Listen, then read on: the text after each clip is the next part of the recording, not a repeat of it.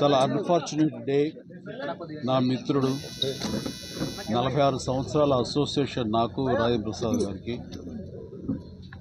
నా బిడ్డలు వాళ్ళ బిడ్డలు కలిసి పెరిగారు. అటు చెన్నైలో కానీ ఇక్కడ ఈ హైదరాబాద్లో కానీ ఎప్పుడు కలుసుకున్నా ఫ్యామిలీ పరంగా రాజేంద్ర ప్రసాద్ మాట్లాడుతుంటాడు. వాళ్ళ కుటుంబం, వాళ్ళ ఎదుగుదల, బిడ్డల పెరుగుదలని, అలాగే మా ఇంట్లో మా విషయాలు మేము చెప్పుకుంటుంటాం. అలాంటిది ఈ రోజున వినకూడని ఒక దుర్ఘటన, అకాల మరణం తన ఇంట్లో చోటు చేసుకున్నట్టే చాలా చాలా బాధ అనిపిస్తుంది. ఎందుకంటే ఆ వయసు బిడ్డలు నాకు ఉన్నారు.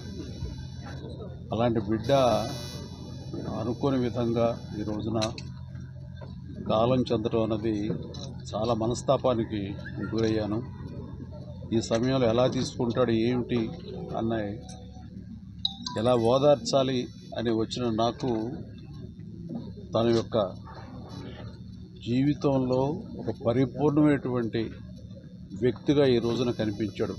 అందరికి తెలిసి అందరు నవ్వించే, అందరికీ వినోదం పంచే రాజేంద్ర ప్రసాద్ ఈ రోజున తన వీట విషాదం జరిగింది. ఆ విషాదం ఎలా తీసుకుంటాడు అని అనుకుంటే తనకున్నటువంటి వ్యక్తిత్వంతో ఆ బాధను కూడా దిగమింగుకుని మళ్ళీ తప్పదు జీవితంలో మనం అన్నీ చవి చూడాలి, భగవంతుడు ఎన్ని పరీక్షలా పెడతాడంటూ ఒక వేదాంతలాగా తను మాట్లాడుతుంటే మరింత బాధ అనిపించింది.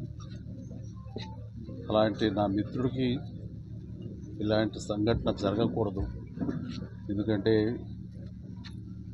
చిన్నవాళ్ళు పెద్దవాళ్ళు ఏమవుతారు ఏంటి అంటూ ఆ వయసుకు సంబంధించి మరణం దగ్గర అవుతున్న కొద్దీ వాళ్ళు బాధలు ఉంది. వయసు సగం కూడా కాలేదు జీవితకాలంలో, వాళ్ళు అలా కనుమరుగైపోతారనేది తట్టుకోవడం చాలా కష్టం. అలాంటి పరిస్థితి రోజున నా మిత్రుడికి, ఆ కుటుంబానికి కలిగినందుకు చాలా చాలా బాధ అనిపిస్తుంది.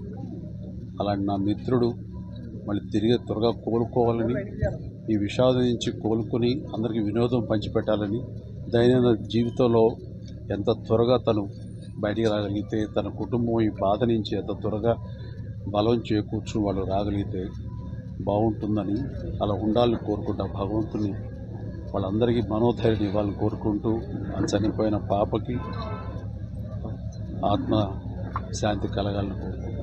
మరిన్ని వీడియోస్ కోసం ఛానల్ ని సబ్స్క్రైబ్ చేయండి. లేటెస్ట్ అప్డేట్స్ కోసం వాట్సాప్ ఛానల్ ని ఫాలో చేయండి. అండ్ లింక్ డిస్క్రిప్షన్ లో ఉంది.